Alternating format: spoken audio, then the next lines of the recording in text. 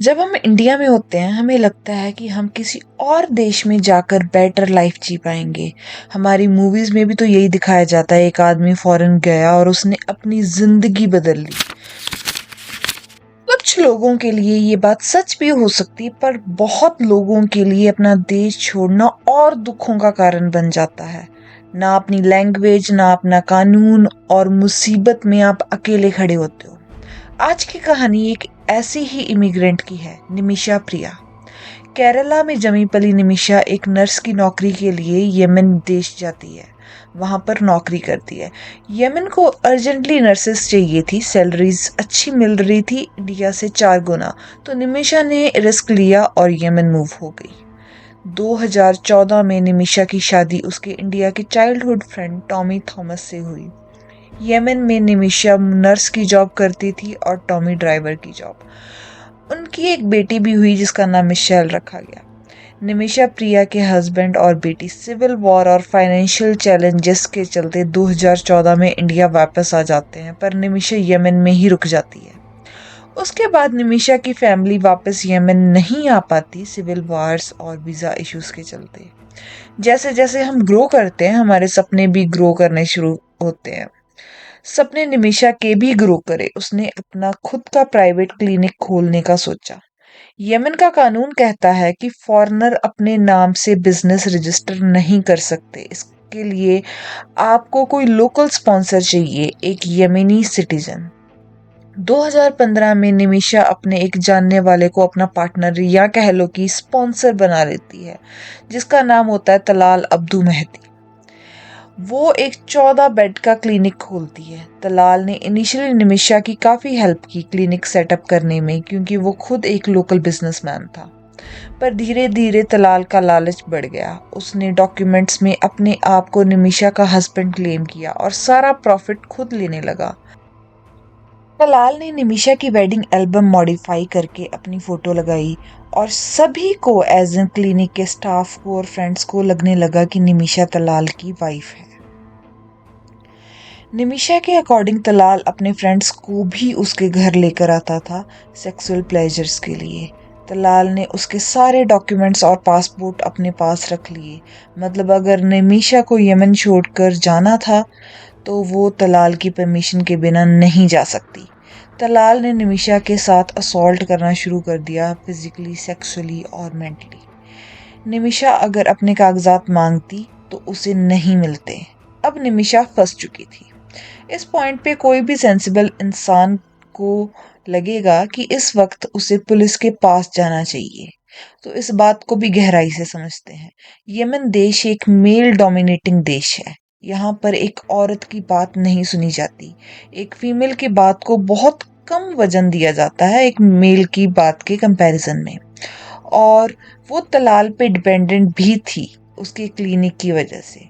जब फाइनली 2016 में वो पुलिस में कंप्लेन करने गई, उसी को अरेस्ट कर लिया गया और वो 16 दिन जेल में रही।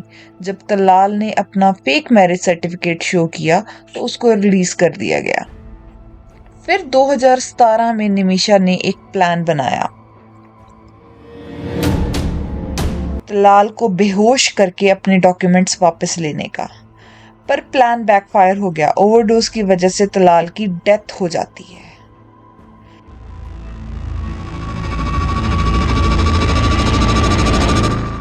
अब आप सोच रहे होंगे कि निमिषा तो एक नर्स थी, उसको कितनी डोज देनी है ये पता होना चाहिए।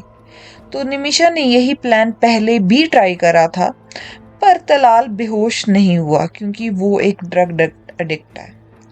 और जब कोई ड्रगी होता है तो कम ड्रग की डोसेज काम नहीं करती, क्योंकि बॉडी धीरे धीरे रेजिस्टेंट हुई होती है। तलाल की मौत के बाद निमिषा अपनी एक नर्स फ्रेंड को बुलाती है जिसका नाम है हनन। हनन की मदद से बॉडी को काटा गया और एक वाटर टैंक में डिस्पोज ऑफ कर दिया। कुछ टाइम बाद जब लोकल्स ने वाटर टैंक में बदबू की कंप्लेन की तो तलाल की बॉडी मिलती है। जल्दी निमिषा प्रिया को अरेस्ट कर लिया जाता है। 2018 में ट्रायल अरेबिक भाषा में होता है जो निमिषा प्रिया समझ नहीं पाती, और उसको डेथ की सजा सुना दी जाती है और उसकी फ्रेंड हनन को उम्र कैद की। अब यहाँ मुद्दा उठता है फेयर ट्रायल का। ट्रायल सारा अरेबिक में होता है और निमिषा को कोई ट्रांसलेटर प्रोवाइड नहीं किया जाता, ना ही उसे कोई वकील मिलता है उसकी साइड को कोर्ट के आगे रखने के लिए। ये केस धीरे धीरे इंडियन मीडिया के सामने आया और सोशल मीडिया पे भी इसके बारे में आवाज उठी। इंडियन डिप्लोमेट्स अपनी पूरी कोशिश कर रहे हैं निमिषा को वापस लाने की। निमिषा की डेथ की सजा जुलाई को थी और अब वो पोस्टपोन हो गई है। इस्लामिक कानून के मुताबिक अगर विक्टिम की फैमिली ब्लड मनी लेकर माफ कर दे तो मौत की सजा टाली जा सकती है। निमिषा प्रिया को बचाने के लिए फंड्स रेस किए गए। तकरीबन $40,000 रेस हो भी चुके हैं और टारगेट है $1 मिलियन रेस करने का। एक संस्था भी बनी, सेव निमिषा प्रिया इंटरनेशनल काउंसिल। अब दूसरी साइड को भी जान लेते हैं। तलाल का भाई का कहना है कि ये सब स्टोरी झूठ है। उसके भाई ने ना ही कोई असॉल्ट किया है, ना ही निमिषा का पासपोर्ट रखा। वो मौत का बदला मौत चाहता है और ब्लड मनी नहीं लेना चाहता। तलाल मेहदी के भाई अब्दुल फतेह मेहदी ने कहा कि कोई भी पर्सनल या प्रोफेशनल लड़ाई उसके भाई की ब्रूटल हत्या को जस्टिफाई नहीं कर सकती, जिसमें उसके भाई को मारने के बाद काट के वाटर टैंक में फेंक दिया गया।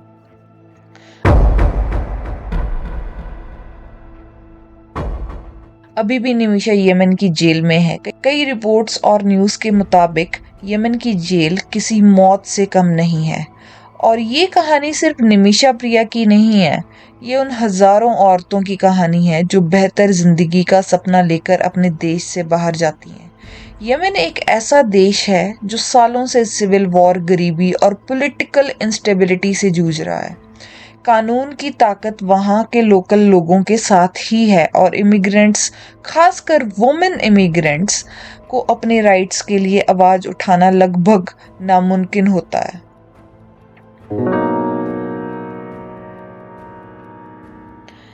शरिया बेस्ड कानून में एक औरत की गवाही आधे आदमी के बराबर मानी जाती है और जब आप फॉरेनर होते हो तो आपकी बात का वजन और भी कम हो जाता है। यमन जैसे देशों में पासपोर्ट रख लेना, सैलरी रोक देना या सेक्सुअल एक्सप्लॉयटेशन, ये सब चीजें इमिग्रेंट लेबर के साथ आम बात है। और सबसे बड़ी बात, कानूनी सिस्टम काफी स्लो और बायस्ड होता है, तो आप चाहे इनोसेंट हो, इंसाफ मिलने में सालों लग जाते हैं या कभी मिलता ही नहीं। ये सिर्फ यमन तक सीमित नहीं है। कुवैत, सऊदी अरेबिया, ओमान और कई गल्फ देशों में भी ऐसा होता है। स्पॉन्सर चाहे तो आपका वीजा कैंसिल कर दे, पासपोर्ट रोक ले या पुलिस को झूठी कंप्लेन देकर आपको जेल भेज दे और आपके पास अपने बचाव के लिए कोई इफेक्टिव रास्ता नहीं होता। अक्सर हम सिर्फ सैलरी, एकोमोडेशन और जॉब टाइटल देखकर बाहर जाने का फैसला कर लेते हैं, लेकिन हमें ये भी सोचना चाहिए कि वहाँ के कानून इमिग्रेंट को कितनी प्रोटेक्शन देता है और जब एक औरत मुसीबत में होती है तो उसकी बात कितनी सुनी जाती है। इसलिए अगर आप या आपके जान पहचान वाले लोग बाहर जाने का प्लान बना रहे हैं तो सिर्फ सैलरी या बेटर लाइफस्टाइल देखकर फैसला मत कीजिए। उस देश का कानून, कल्चर और इमिग्रेंट्स के लिए प्रोटेक्शन कितनी है, ये सब जान लेना बहुत ज़रूरी है, क्योंकि सपने पूरे करने के लिए अपनी जान जोखिम में डाल देना कभी भी एक अच्छा सौदा नहीं है।